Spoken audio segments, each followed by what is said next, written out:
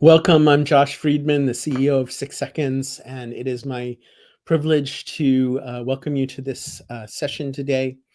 And Michael Eatman is one of the 6 Seconds partners and a consultant in the space of DEI strategy, equity, and really leadership development, helping people engage people. And my friend and colleague, I'm going to turn it over to you, Michael, to moderate today's panel and to share these important questions about equity and coaching and emotions and how those work together. We have a fantastic group here. Michael, over to you. Good day to everyone, whatever part of the world you're in.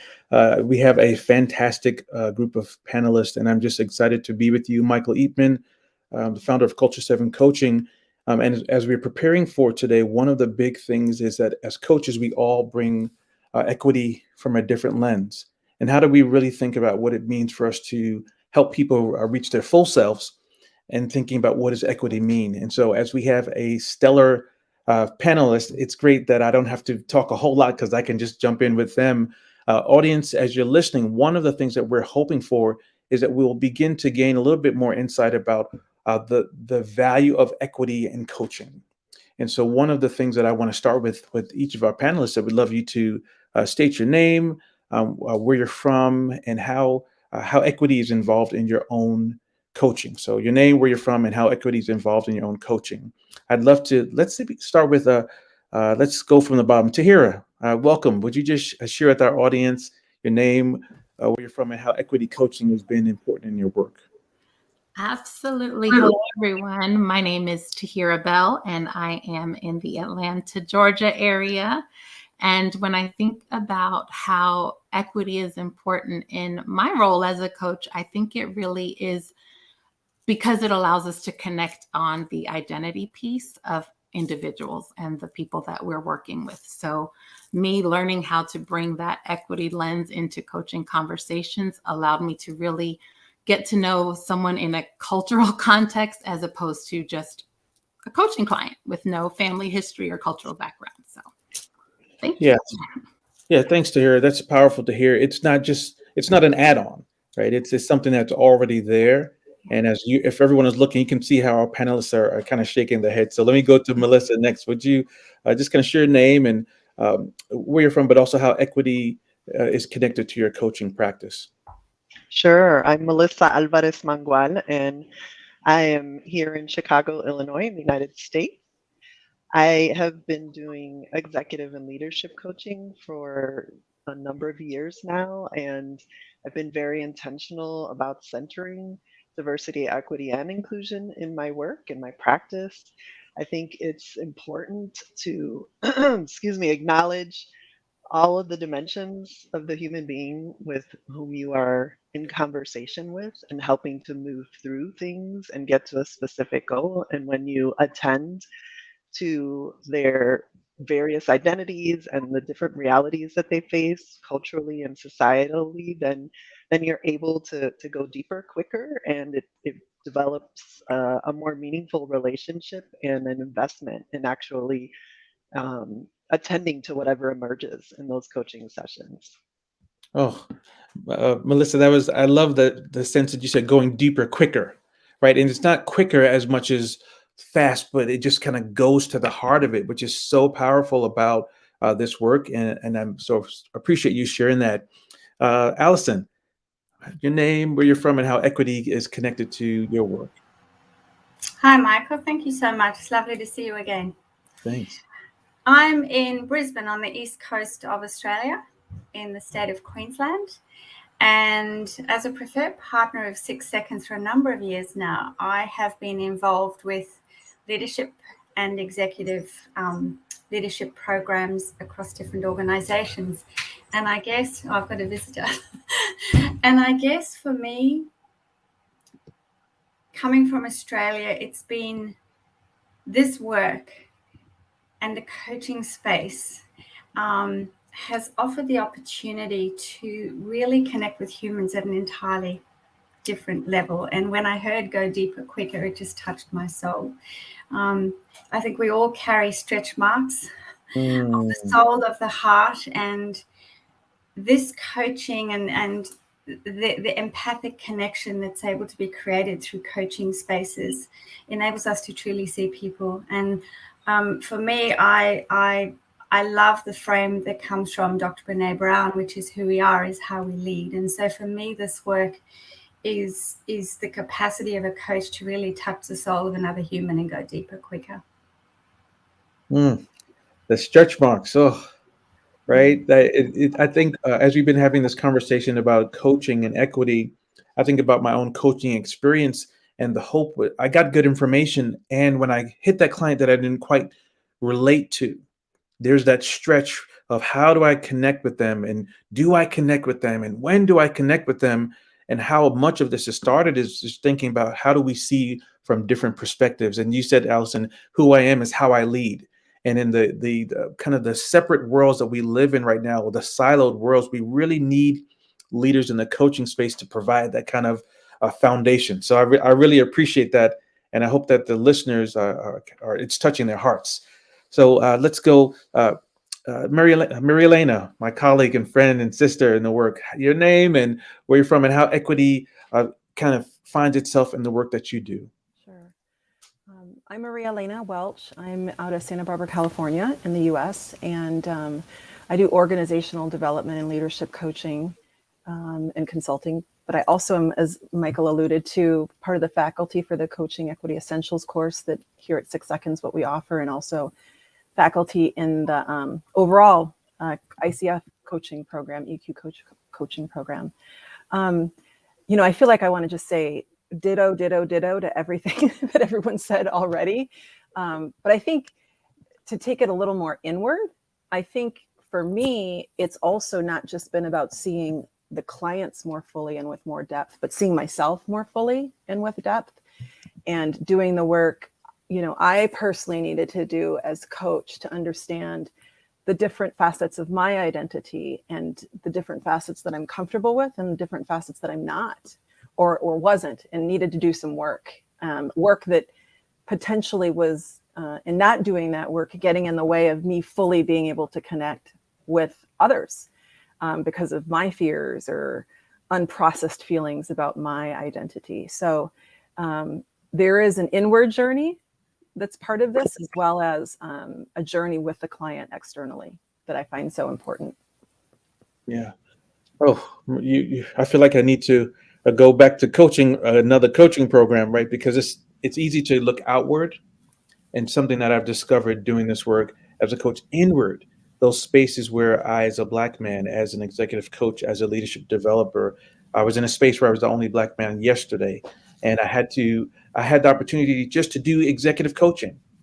And I also knew that I needed to go the next space to go. I realized that I'm the most chocolate person in the room, and then just to be quiet and to see how that landed, and to say that's a part of who I am, and it's not all of who I am.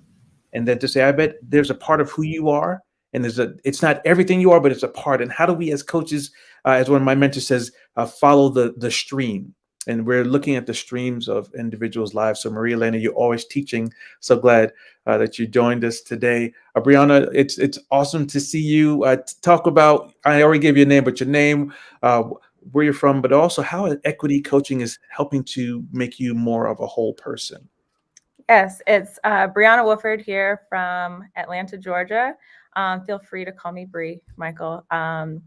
So in terms of equity in the work that I do, I am an educator in school leadership. And of course, we're meeting the needs of the individual in all facets in a school, the students, the teachers, the staff, everybody. But I think this work that I've done specifically around coaching and equity is a lot about being a great listener. There's a lot of alignment in a lot of the things that were also shared.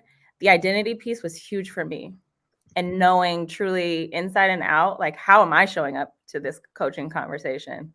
What am I bringing to the conversation to help someone else pull out the strengths that they have? And I love the idea of you can't spell equity without EQ.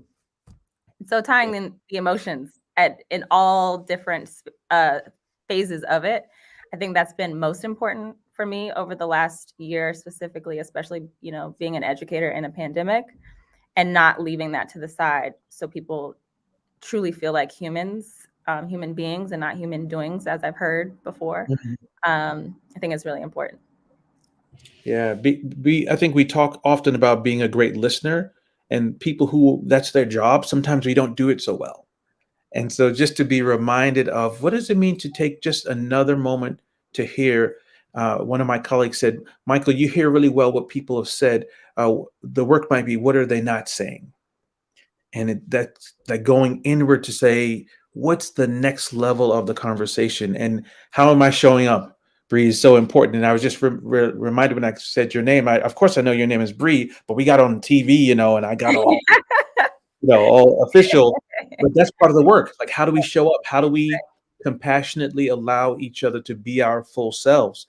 And so I appreciate that. And, certainly, Josh, tell us a little bit about how equity coaching has been important to you and the way you've evolved. Well, I think other folks have talked about being able to see more and hear more in ourselves, in each other. I think that I thought that I had a really deep understanding of my clients, and I thought I could work with and talk to people, all over the world. I have been for 25 years. But I didn't talk about race. I rarely talked about gender. I didn't talk about ageism, sexism, classism, or orientationism. And what I've come to realize is there are things that I don't have to see because of my privilege and my positionality. The things that might be in the room and I can pretend they're not because I'm unlikely to be targeted by those systems. But that doesn't mean they're not in the room. And that doesn't mean that people who are targeted by those systems, they see it and I don't. And so it's like I didn't have the glasses on, and I was not that I was not interested. It's not that I didn't care, but it wasn't essential for me. It wasn't part of my survival to see those things. And so I was getting an incomplete picture, and I'm still getting an incomplete picture, but now at least I know it's an incomplete picture. And so this conversation of equity and coaching has helped me step into being able to ask questions that I didn't ask before and acknowledge things that I didn't acknowledge before. And that has allowed more of my full humanity to come forward as a coach and welcome more of the full humanity of my clients. And so, as others have said, it's created a space for a deeper, more authentic, more meaningful, more fully alive connection, where I think I can help all of my clients, irrespective of their identity circles that they're in. I think helps all of us find our voices more clearly and strongly. Mm-hmm. Josh, thank you. And I even think about this live cast. If this was about 8 months ago and you said we're going to do a live cast, you're like, awesome, I'll be a participant. Super. Josh, you go right ahead. And then you're like, yeah, that's great, Michael. Right. And I think about this, we think about the word equity, and everyone has a different definition of it. When I think about equity, is finding ways for people to get what they need specifically. So if I wear a size 10 shoe, if you give me a size 5, it's great, but it doesn't quite do what I need to do, and also not forcing it. And so one of the things that you talked about just a moment ago is just this idea of how do we see what's unseen? Like, how do we get, if we have an incomplete picture, what do I need to do to learn about that incomplete picture and find the pieces that will help me to have more humanity? So this really ushers in our first question. It's up for grabs from anyone. I know coaches don't fight, so this is family, so it's easy. I'd love for you to think about in the context of seeing what is unseen. So as a coach, how do you call out what is unseen in a session? How do you call out what's unseen in a session when you're talking about, let's say you're talking about a person growing in their profession? Let's make this up just to make it fun. A person of color, 46 years old, no hair, they're moving into a new role and they're trying to move into the VP role, but they just talk about there's so many systems in place. How do you call out the unseen to help the person of color talk about what's really happening? Anybody want to play with that a little bit? Some free coaching from me. I was going to say, Michael, are you looking for free coaching? Yes, and right. So, but really, how do you think about helping someone to grapple with that thing that they haven't said? And Can I just start by, from the EQ perspective, recognizing that emotions are present, emotions are there, emotions are driving us. And as I imagine just that little bit you shared, Michael, and I know this isn't exactly you, but if it was you, one of the things that I might start with is when you talked about your experience, I wonder if there's some feelings, some emotions that are affecting you in the way you think about this. What's it like for you to imagine stepping into that role? How does that feel? Mhm. And that might help us start to get into some of what's more complicated. Yeah. Okay. Others? Thanks, Josh. Let's build on what Josh said. Like, is there something else? What else would you add on to that conversation with the client? I think it's important after acknowledging the feelings. Something that I've learned through 6 Seconds, not only the course, but just like the work that it takes to build those genuine relationships, is not always providing the solution or, allowing them, like I like to refer to it, squat on a problem. We want to be problem solvers, right? So asking what are the options that you have. It's important to be a good listener again, but guiding them to feel those emotions as Josh began to describe, but then go into that, like, okay, what choices do we have? And with those choices, what can we do about it? Because we complain about anything all day. And us as coaches, we probably hear a lot of the venting, the complaining, which is healthy, it's fine, but let's get into the solutions. And so offering the guidance of, okay, what are our choices to make that next step? Okay. Michael, I don't know if you see this, but there was a comment here. And this is the one I was looking for. Okay. What was the comment, Josh? Sorry, it's on the screen. By asking, what's it like for them to be seen? Whew. Yeah. Yeah, that's a good one. Everybody put that in their toolkits, because it's stating the obvious, right? We're already coaching, but what's it like to be seen, and kind of building from that. And so as thank you, a contributor, for that. We're all will send a check of thankfulness to you. As in the panel, I wonder, thinking about the example we shared, what would you say is rewarding and challenging about your work? So we kind of gave a quick example, and I really want the listeners to hear a sense of what's been rewarding and challenging about you doing your work from a coaching equity lens. And I'd love to ask Mariaelena, would you share just a moment? Sure. I think what's been rewarding is feeling like having someone actually say that they are feeling seen for the first time, fully seen, wholly for the first time. And to know what it feels like for myself to feel that way through this work, because I've had people have done wonderful coaching with me. I know I kind of almost am moved to tears when I hear that, when someone expresses that, because I think a lot of times in this space there is our own coach's fear. As a coach, fear gets in the way about maybe making a mistake or saying something wrong or doing some harm unintentionally, despite our good intentions having a wounding impact.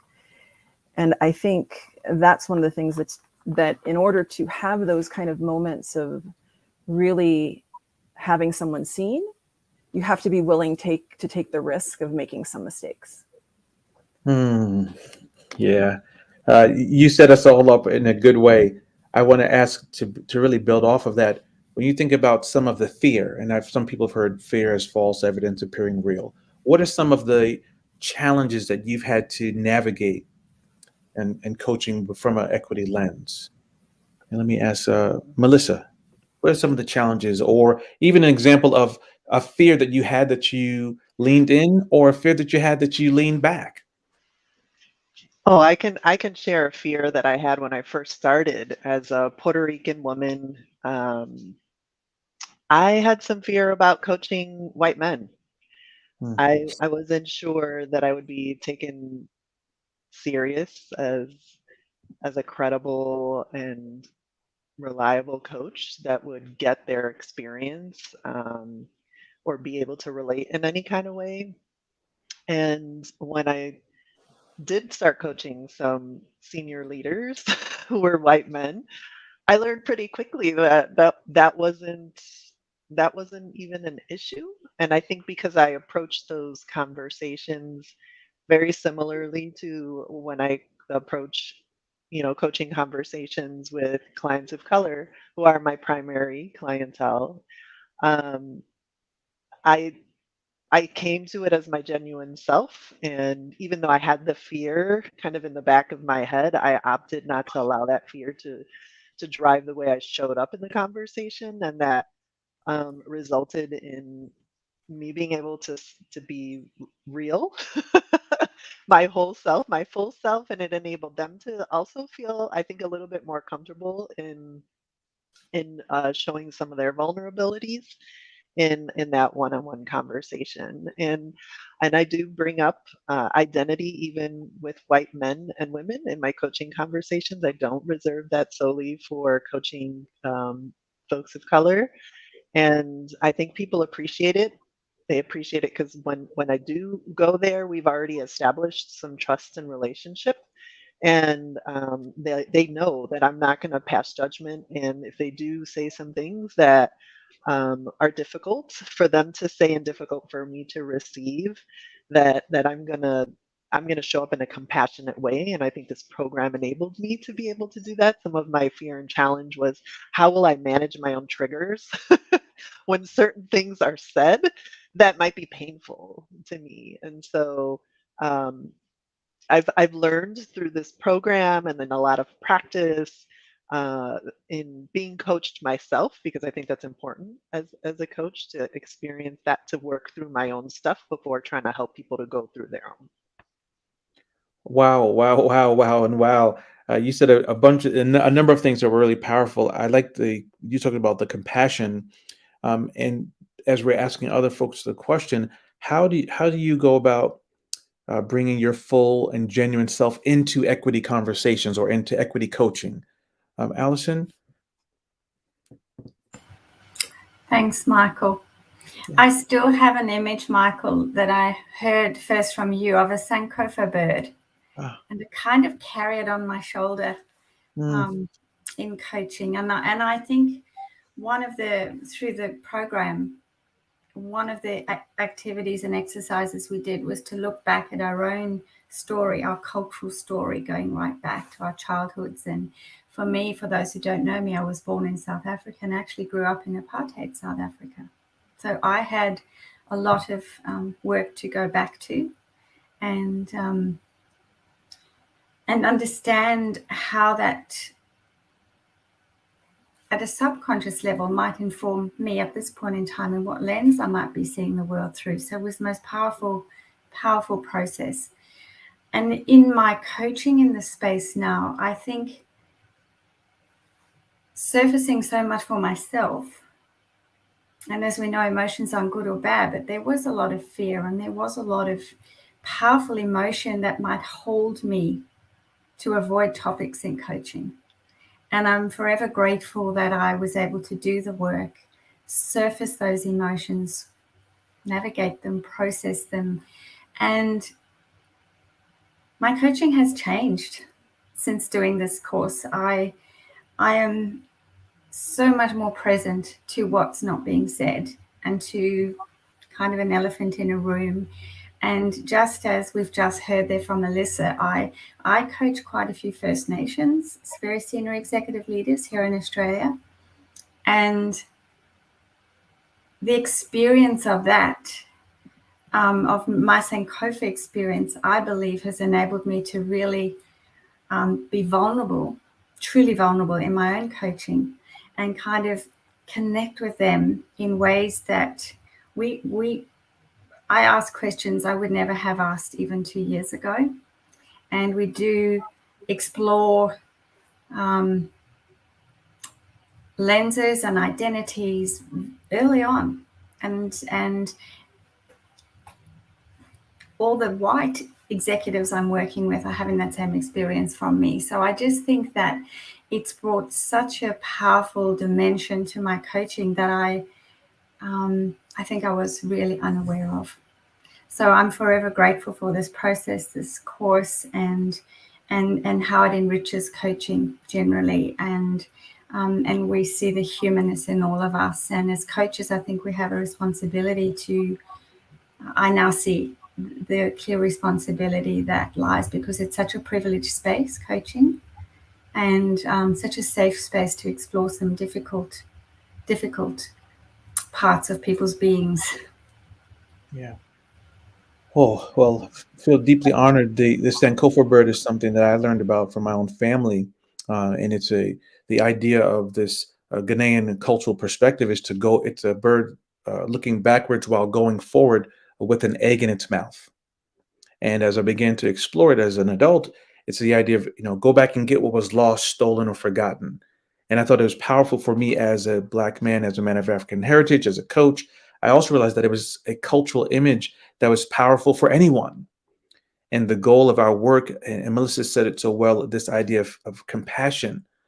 And it's like, how do we have the compassion to connect with folks? So Alison, I appreciate you talking about that bird, because sometimes I forget that bird as well. And Josh put in, thanks, Josh, for putting that Sankofa bird up. And I think Josh said, asking the real questions takes courage. And so I wondered, in our own coaching practices, what's something that you are learning about equity coaching? I know, Alison, you said it's changed the way that you're coaching. And I'd love to hear from Tahira, Bree, and others. How has your approach changed since you've done more of this work? Not only in the C program, in the outgrowth of the program. So let's start with Tahira. Sure. So I will piggyback a little bit off of what Alice had said about vulnerability, because that is probably one of the biggest areas where I've seen myself grow as a coach. And so being able to bring my identity into sessions and to hold space for someone else to explore their identity, and then even being able to share how certain things land for me as a Black woman in a session. I never would have done that before. And I actually did that in a session a couple of weeks ago. And it just allows for a more comfortable way to have an uncomfortable conversation. And so one of the gifts for me is also recognizing that this is all a process, and building the confidence to have those challenging conversations through this type of lens where we're bringing equity into our coaching spaces just helps me take some of the pressure off that before would have led to me putting up some sort of a facade.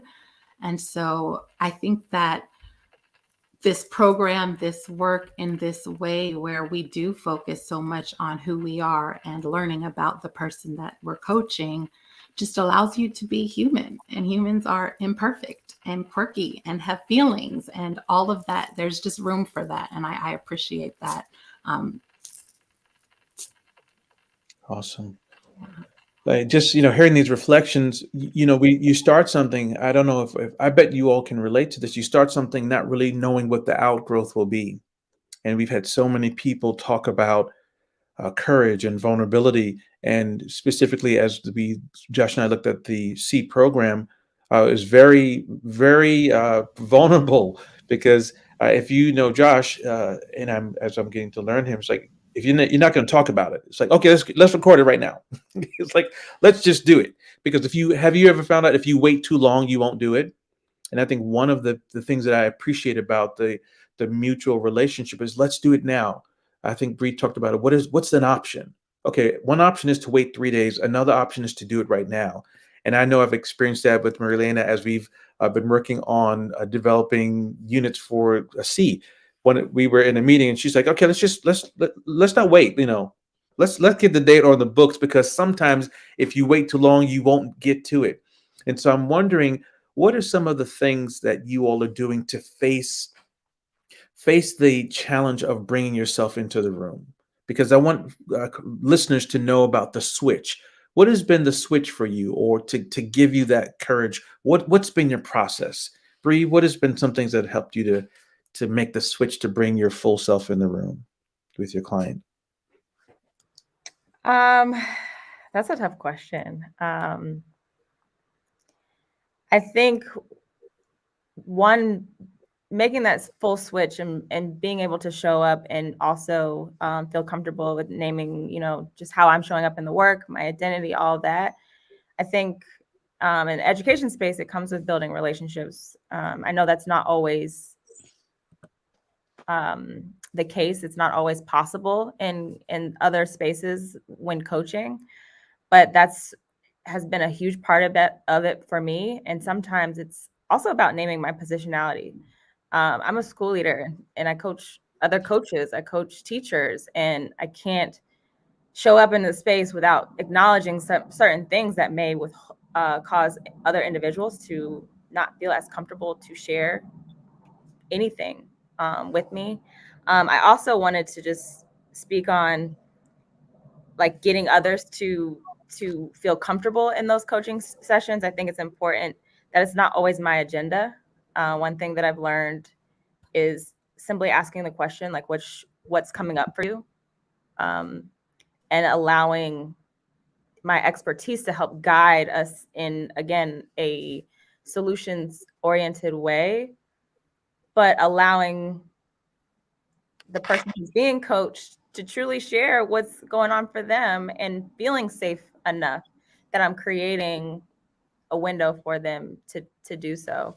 But to go back to your original question, Michael, yeah, I think that's still a challenge. I'm still navigating it, to be completely honest, but I think it's always a learning process for me to make sure that I'm not dominating conversations by adding in, my experience, things that I can connect with.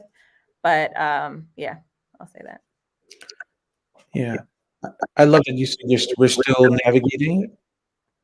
And I wonder, what are others still navigating in the equity coaching realm? What's the thing that makes you go, I don't know if I'm ready to do that? Josh? Well, part of it for me is, as a white man, do I have a voice? Do I have a role in a conversation about equity? As somebody who occupies a position of privilege, being white, male, cisgendered, English speaking, living in California, I have all of these areas of privilege and my own lived experience. I have not experienced being a target of systems of oppression. I've certainly experienced how they've affected me in negative ways, but also in a lot of ways I've gotten benefit from them. And so, can I participate in a conversation about equity? And at an intellectual level, the answer is obviously yes. But at an emotional level, is this do I have a space in this conversation? Yeah. Others? What are you still navigating in this conversation, or still learning, or we're still working on in the conversations of equity coaching? I think for me, I get caught up when I haven't contracted very clearly or well that's part of the that is part of the conversation, can be part of the conversation. So when I do that well early on in building trust with the client and laying down that foundation, I find it easier to ask the questions you might not ask, or ask the uncomfortable question.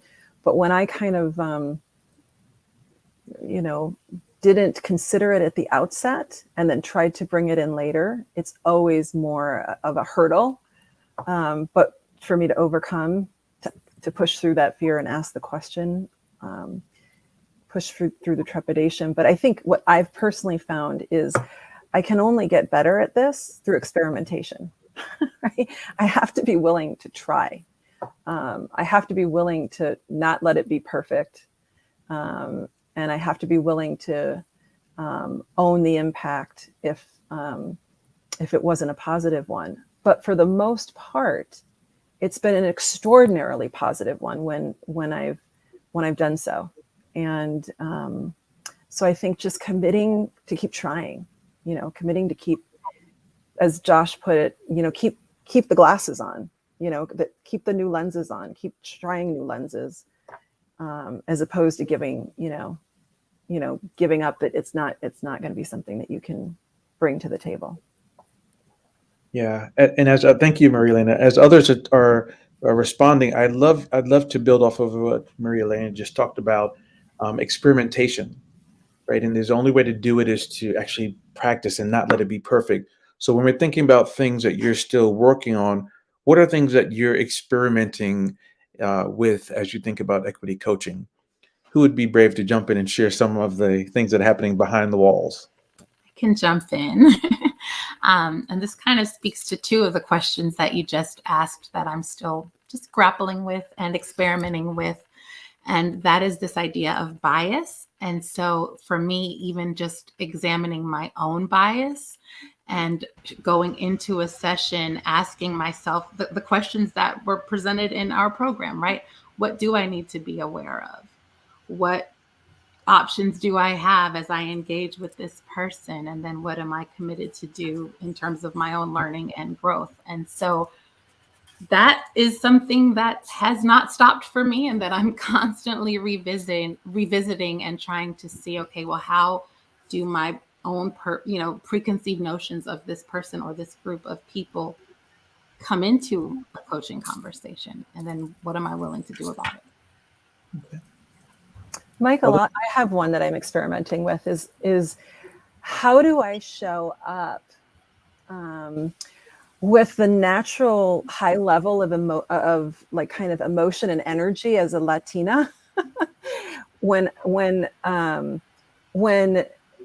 been socialized also as a woman, let's say, socialized that there's a certain level of even keelness that's required to be perceived professionally.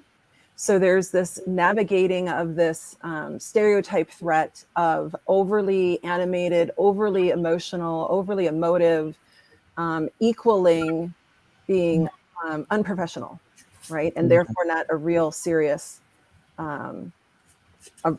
coach that's focused on growing you, and I think that I've been experimenting with in the room, just showing up with and letting myself more authentically show up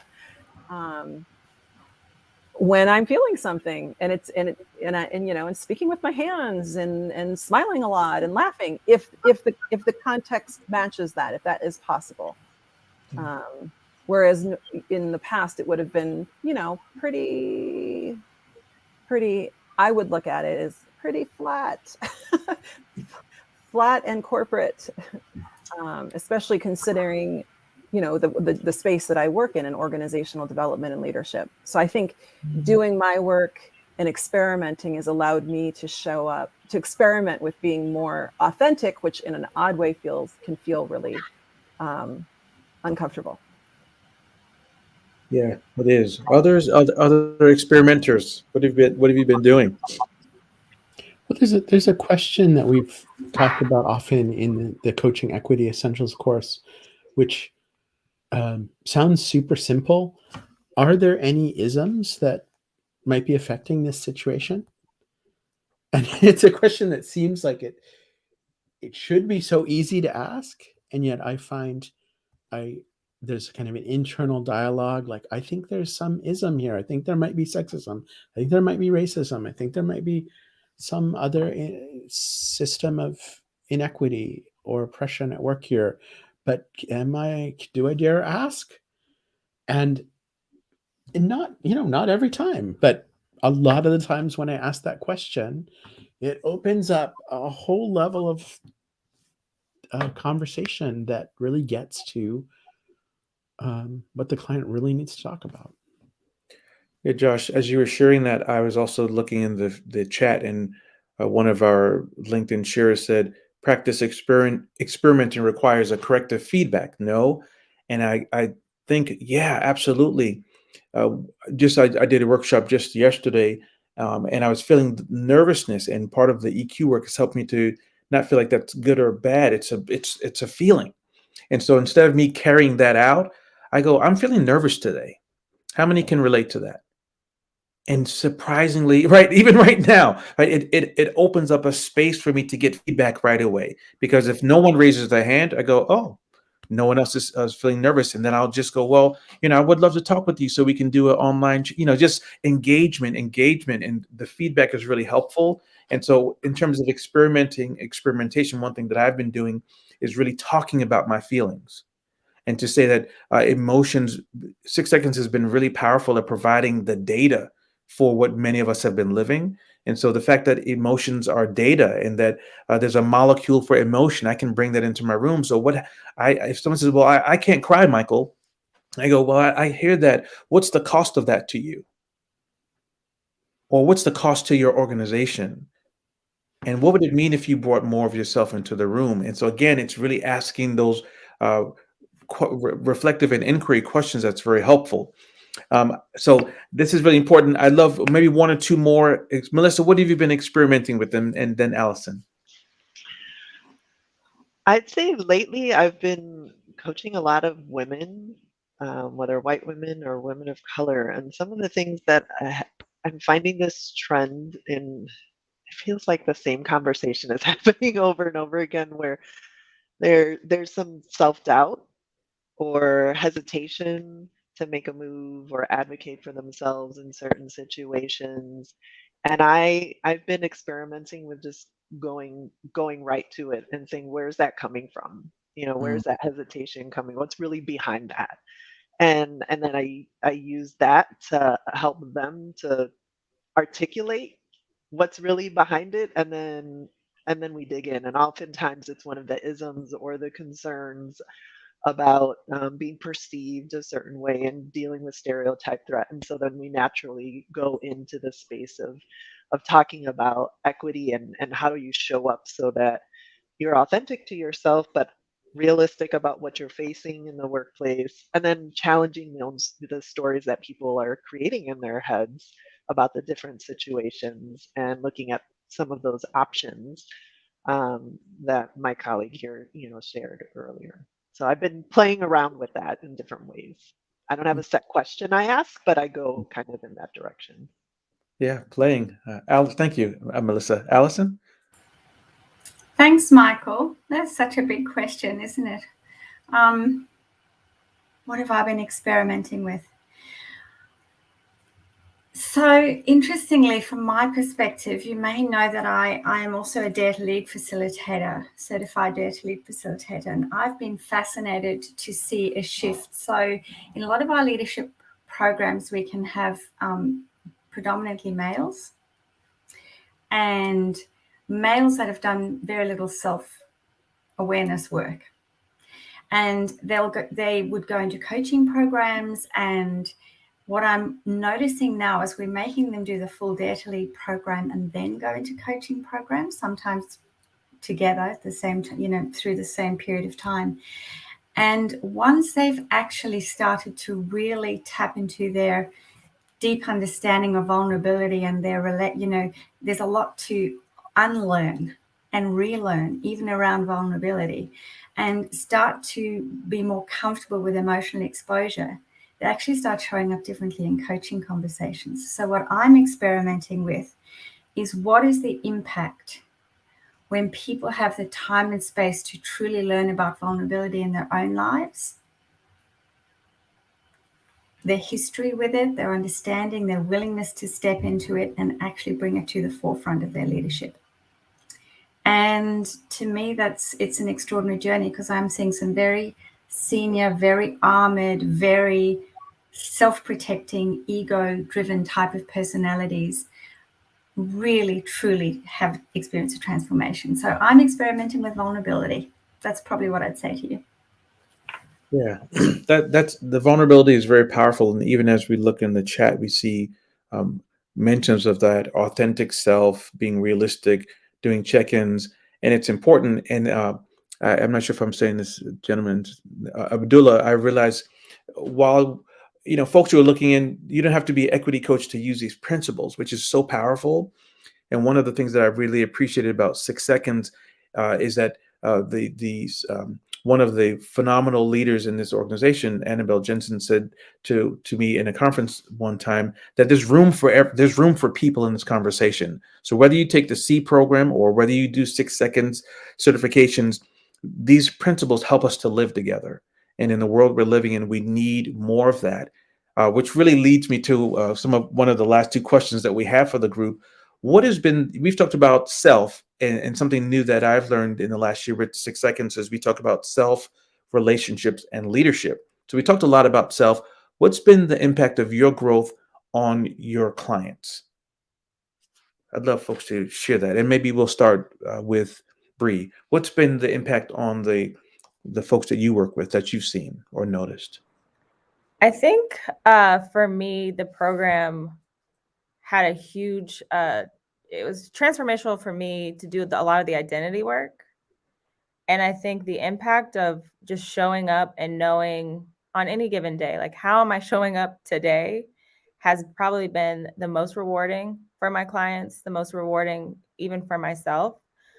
Being able to support others in this work of education, or help others navigate their emotions, their feelings, all the many things that have to get done within a school system. I just know that the confidence and the way I navigate a coaching conversation, the way I help an individual navigate their feelings around particular challenges that they may have, truly came from me being more confident in how I'm showing up. And I think a lot of the work that we did together with C involved modeling, it involved practice, it involved, doing the work on the back end to then be able to go out in the field and put it into practice. I was very grateful for all of the revelations that came to me within those couple weeks, but I think that's the continual work that I am still doing. But yeah, I think a lot of it is around identity. Yeah, thank you, Bree. Someone else, love to hear your thoughts about that. I think the impact has been that they see themselves more fully.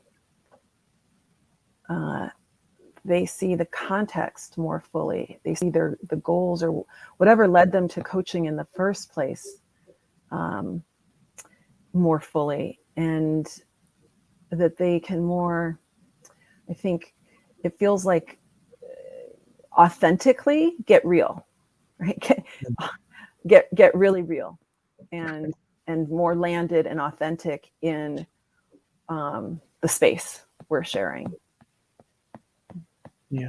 And as we talk about vulnerability in the chat, Matt and Jennifer have been having a really lovely exchange around, trust is built quickly through vulnerability. And I really appreciate Jennifer saying we have to care for it, right? We have to care for it so well, because if we don't, it can lead to avenues that are really, it's sometimes hard to come back from. So the pacing, my mentor talks about following the flow of the river. You don't want to go too quickly. Mariaelena talked about this. If we don't do contracting, and we've experienced that together in a number of instances, your intent could be one thing, the impact is another. And so as we're thinking about the impact on our clients, what have you seen in some of the work that you've done with others? Alison or Tahira, Melissa, Josh? Well, one just quick thing is I had a coaching conversation last week, and I asked about, would it be okay to talk about how culture and other aspects of identity and equity might be playing into this situation. And my client said, well, what do you mean by that? And I said, well, I mean, just for example, how do you identify yourself? And she answered and talked a little bit about that. And then just like, I hadn't thought about that that's part of this situation.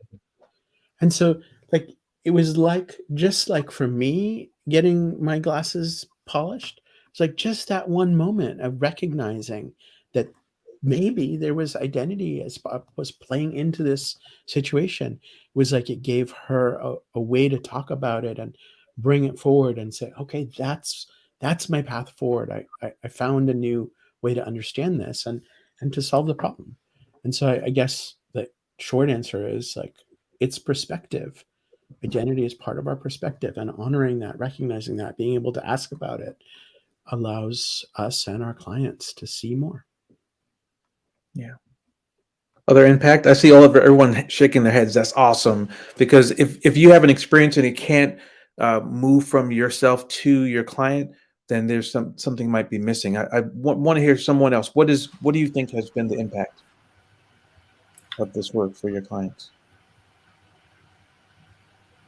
Tahira? No, okay, I'll speak. I wasn't sure if Tahira was going to speak.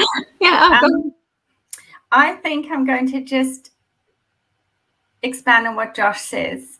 For me, it feels like my clients can hear more and see more. Yeah. Wow. Simplicity is usually better and so powerful. Hear more and see more. Tahira, you look like I can see writing on your head. You better say it. What's coming up? Yeah. Thank you. I'm thinking about it. And I think one of the biggest things is just being, and this is kind of what you just said, Alison, but seeing yourself. And when I say to a client, you're the expert of you, and I'm thinking about, well, I can get to know you as you get to know you. That's the biggest impact to me, is just giving more and having a deeper way of helping our clients get to know themselves, and then being able to be a part of that and recognize that, there's something I can learn here too that can help me in my own growth. So that's what I wanted to share. Oh, awesome. We have one other question that I want love others to jump on a little bit is, what's something you're committed to learning next? As we think about equity coaching, what's something you're committed to learning next?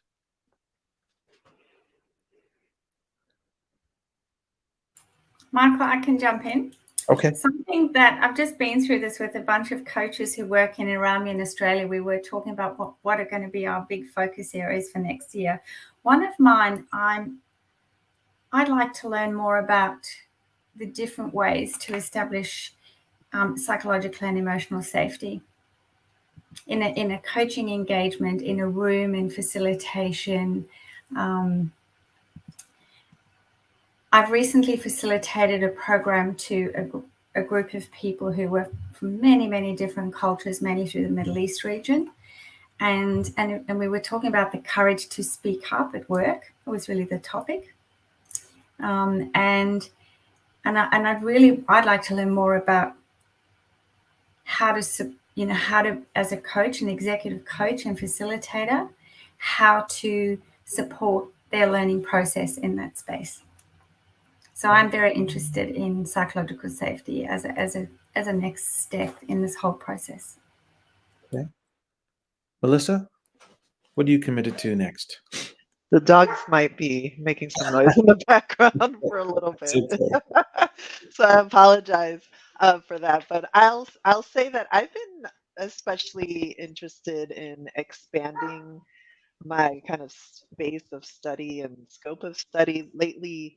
Like earlier in my career, I did a lot of study of intercultural communications and relations, and I've been, for the better part of my career, very much focused on the US context of DE&I. And I think for me, I'd like to dig a bit deeper into emotional intelligence in using a global DE&I kind of lens and understanding how that's different, like how even emotions are defined differently, interpreted differently, and experienced differently across geographies and cultures. And so I think that's the space where I'm probably going to put my head into next in exploring for learning, and then also starting to utilize that in how I show up in coaching sessions with clients who either are outside of the United States or are based in the U.S. but have, spent the better part of their life or career outside of the U.S. Yeah, so important. Yeah, thank you. Sounds like collaboration with Alison might be a fun opportunity to do some of that. Tahira, what's actually, let me go. Mariaelena, what's something you're committed to next? 2022 is going to be the year of me following through on something that I've wanted to focus on, which is studying more about neurodiversity and understanding how that shows up in creating an equity-minded space in a coaching conversation. I'm motivated because I have 2 children that fall into that category. So I want to be able to bring it to bear both personally and in my personal life, but also professionally, because I have clients that I think fall into that category and want to be better prepared to support their needs. Very important. Bree? For me, I know earlier I shared, you can't spell equity without EQ. And it's definitely something, emotional intelligence is something that I really want to continue to expound upon within my workspace and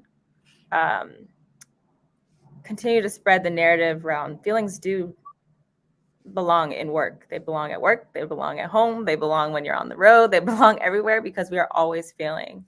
And exploring the idea of like making it a part of the work that we do on a day-to-day as adults, and from us adults who have to be in front of children, and with us being emotionally intelligent and exploring those feelings and what impact it will have on our kids, young and older, and navigating how that work can happen while still getting to the end goal and meeting all the objectives of teaching babies how to read, write, compute, do math, all of those things.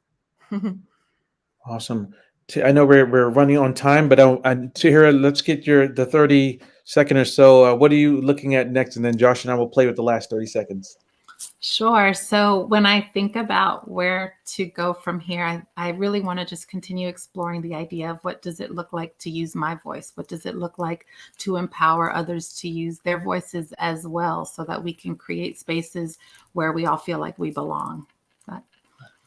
That's my short answer. That was my answer too. Not for myself, but the fact that you gave that answer, that's like, yes, thank you.